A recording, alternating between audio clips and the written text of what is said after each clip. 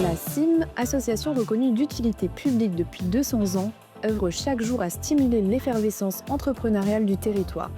Pour célébrer ses 200 ans, elle a créé les CIM Talks, le podcast des bâtisseurs d'avenir. Découvrez une série d'entretiens où l'on donne la parole aux entrepreneurs d'hier, à ceux qui entreprennent aujourd'hui pour donner envie à ceux qui entreprendront demain. Bonne écoute!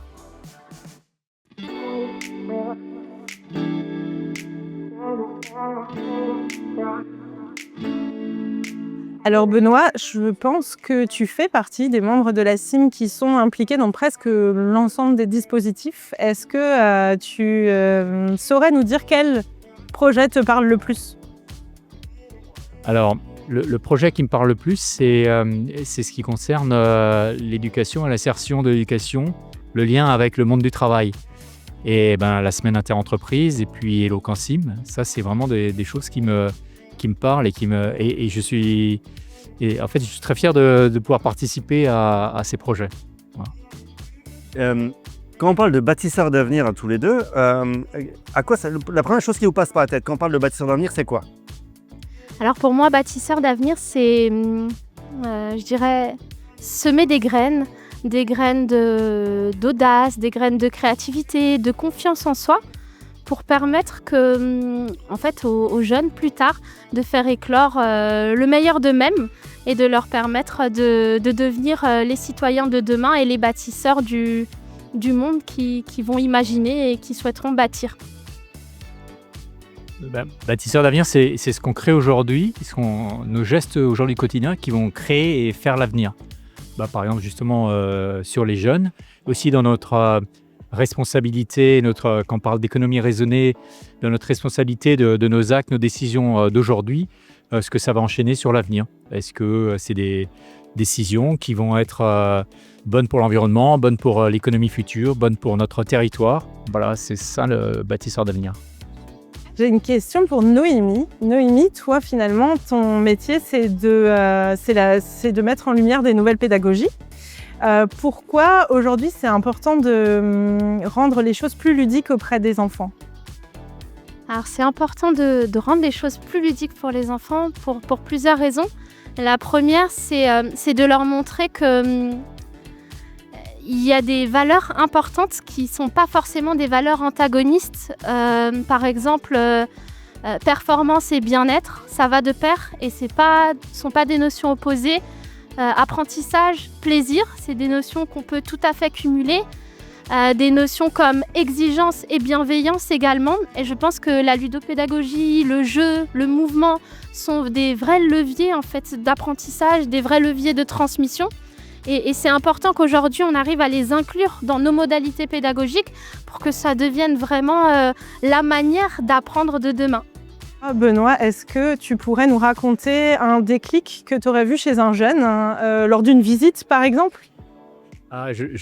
Sophie, je vois. Alors, il y a eu plusieurs déclics. C'est vrai que c'est intéressant de voir les jeunes avec qui on passe une matinée ou un déjeuner avec eux et des jeunes qui ont souvent du mal à s'exprimer quand on leur demande ce qu'ils ont envie de faire plus tard, ce qui les passionne.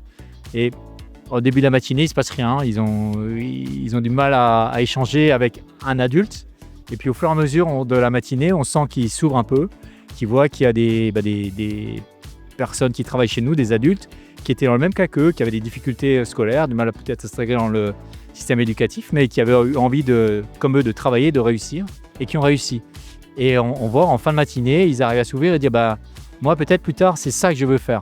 Et ils arrivent à en parler et on peut les aiguiller, leur donner des conseils. Vraiment ça c'est bien. Donc ça c'est une chose. Et j'ai un autre exemple aussi qui m'avait beaucoup plu. Ça fait déjà maintenant plusieurs années qu'on fait avec toi Sophie la semaine que tu organises superment bien la semaine interentreprise. Et on a un jeune qui est revenu 3 ans après voir un de ses profs au collège et qui a dit monsieur, vous savez ce que je fais maintenant ? Le prof, non. Aujourd'hui, je conduis une pelle dans une entreprise et c'est parce que grâce à vous et la semaine entreprise, on est allé visiter une entreprise de travaux publics et ça m'a plu et j'ai découvert ce métier-là et c'est ce que je fais aujourd'hui. Alors ça, j'ai trouvé ça extraordinaire. Et c'est exactement pour ça qu'on le fait. Voilà. Mais je te rejoins vraiment, on a cet aspect, on le retrouve souvent, les petites graines qui commencent à être semées et après tu te dis, ça a fait son effet, ça a fonctionné, c'est trop bien. Et ouais, c'est... La première question que j'aimerais vous poser, c'est cette année, vous avez fait différents événements pour le bicentenaire. Quel a été l'événement qui vous a le plus marqué, on va dire, cette année? Alors l'événement peut-être qui nous a le plus marqué, c'est l'organisation de la First Lego League.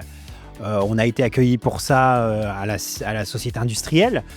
On a réuni à peu près une bonne centaine d'enfants et plus d'une centaine d'enfants qui venaient se réunir autour d'un concours de robotique, de Lego, avec un projet scientifique derrière.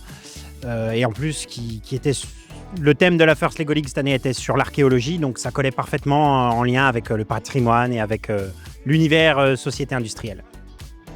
Et ce qui est chouette aussi dans cette compétition, on l'a dit d'ailleurs tout à l'heure dans l'hémicycle, on parle plutôt de coopétition.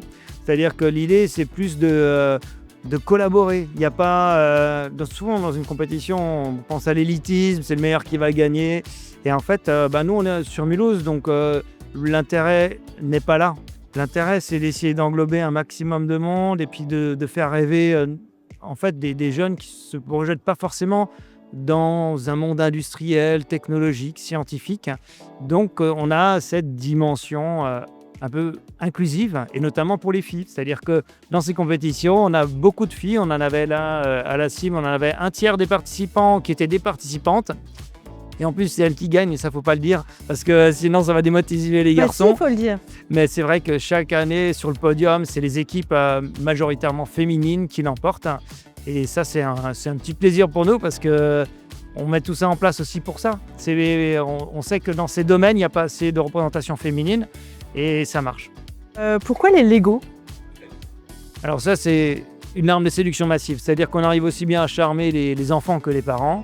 Dès qu'on pose des Lego, ils viennent. Et en fait, c'est comme un peu un cheval de Troie. Une fois qu'ils sont sur place, on leur dit « Ah, mais là, ça peut aussi bouger. Il y a des moteurs, des capteurs. » Ah bon?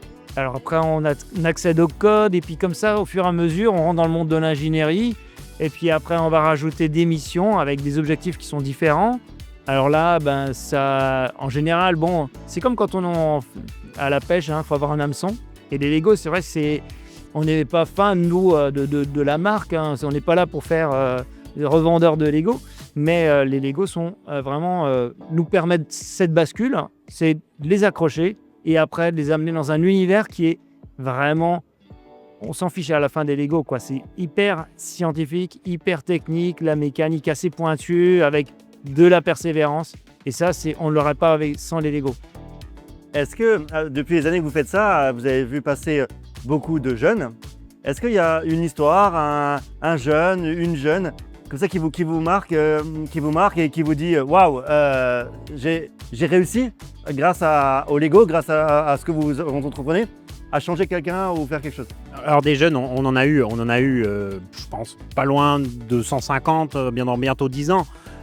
Ouais, Beaucoup plus. ouais, même peut-être beaucoup plus, effectivement. Calculé qu'on a brassé, si on compte tout ce qu'on a fait, on a plus de 2000 jeunes qu'on a sensibilisés à travers nos ateliers aux sciences et techniques. Bravo. Et il y a bien sûr un nom qui nous revient à tous deux en tête immédiatement, c'est Hippolyte Melika. Donc c'est un jeune qui s'intéressait un peu aux sciences et qui n'avait pas de club de sciences pour faire ça. Et il est tombé sur le Kids Lab. Et là, il s'est vraiment éclaté, quoi. Chez nous, il a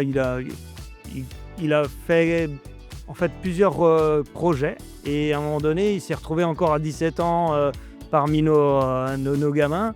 Et là, ils sont allés à la RoboCup nationale. Ils ont gagné un prix national sur l'innovation. Et ensuite, il a poursuivi. Maintenant, il continue ses études sur Paris. Il fait un triple diplôme. Il fait d'un côté l'école 42, un diplôme je crois en informatique et en même temps une licence en droit. Ouais, mécatronique. Bref, en tous les cas, voilà, c'est devenu un extraterrestre. Là, aujourd'hui, il fait des travaux en fait pour devenir en fait avocat pour les robots. Donc, c'est-à-dire pour les droits des robots, quelles sont les limites, à quel moment on va protéger un robot ou pas, est-ce qu'il y a des choses à faire ou pas. Et donc, ça, voilà, il a atteint des sphères assez impressionnantes. Et après, on a d'autres jeunes qui vont moins haut, mais qui sont quand même, qui ont été touchés par les sciences. Là, on vient d'embaucher dans nos animateurs la jeune Melda, qui est une ancienne de nos filles, des filles qui a fait partie du Kids Lab pendant plusieurs années, qui a pas... qui a participé à plusieurs compétitions, qui a remporté Crush the Flag juste en 2019, je crois. Et depuis cette année, là, on vient de l'embaucher en fin d'année pour devenir animatrice au Kids Lab. Alors, elle est en licence de physique-chimie à côté. Et elle nous l'a dit, elle nous a dit, quand on lui a proposé de l'embaucher, elle nous a dit, mais ça me fait plaisir, je n'osais pas vous le demander. Donc, on touche quand même ces jeunes, on les éveille aux sciences et il y a vraiment des résultats, on voit des résultats.